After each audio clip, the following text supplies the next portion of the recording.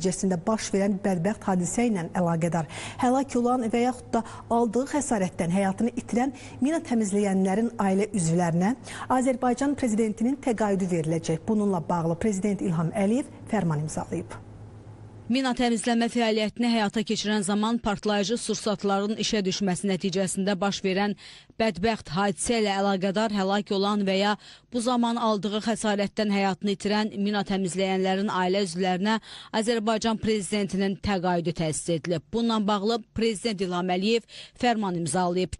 Fərmana əsasən mina təmizləmə fəaliyyətini həyata keçirən zaman partlayıcı sursatların işə düşməsi nəticəsində baş verən bədbəxt hadisə ilə əlaqədar həlak olan və ya bu zaman aldığı xəsarətdən həyatını itirən mina təmizləyənlərin ailə üzvlərinə Azərbaycan prezidentinin təqaüdü təsis edilib. Fərmana əsasən təqaüdün aylıq məbləği 700 manat müəyyən olunub. Müəyyən edilib ki, bu fərmana əsasən təsis edilən Azərbaycan prezidentinin təqaüdü mina təmizləmə fəaliyyətini həyata keçirən zaman partlayıcı sursatların işə düşməsi nəticəsində baş verən bədbəxt hadisə ilə əlaqədar həlak olan və ya bu zaman aldığı xəsarətdən həyatını itirən mina təmizləyənin göstərilən ailə üzvlərinə ödənilir. Dul arvadına, ərinə, valideynlərinə, 18 yaşına çatmamış yaxud 18 yaşına çatan dək əlilliyi müəyyən edilmiş 18 yaşından yuxarı əlilliyi olan övladlarına, uşaq evlərində tərbiyə olunan qardaş və bacılarına, birinci növbədən digər qohumları olmayan baba və nənələrinə. Dövlət büdcəsində Azərbaycan Respublikasının Əmək və Əhalinin Sosial Müdafiəsi Nazirliyi üçün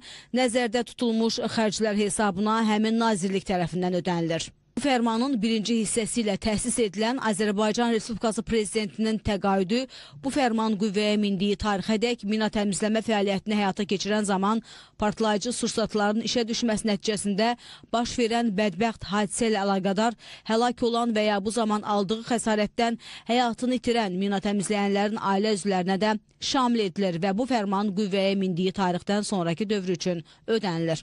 Nazirlər Kabinetinə bu fərmandan irəli gələn məsələləri həll etmək tapşırılıb.